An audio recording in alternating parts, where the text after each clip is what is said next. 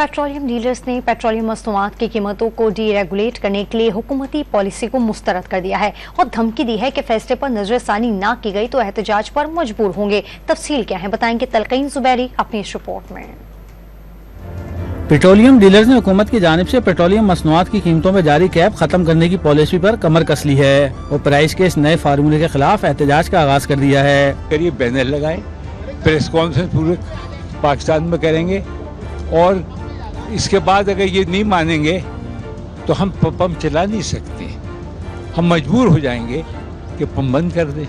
Petroleum dealers के नजदीक नए फार्मूले से हर शहर में पेट्रोल की प्राइस अलग होगी, जिसका नुकसान आवाम को बर्दाश्त करना होगा। लाहौर में 350 रुपये बिकेगा, यहाँ 250 रुपये बिकेगा, क्योंकि ये आप पोर्ट के करीब हैं, इसलिए आपकी प्राइस जो है ज़रा कम रहेगी।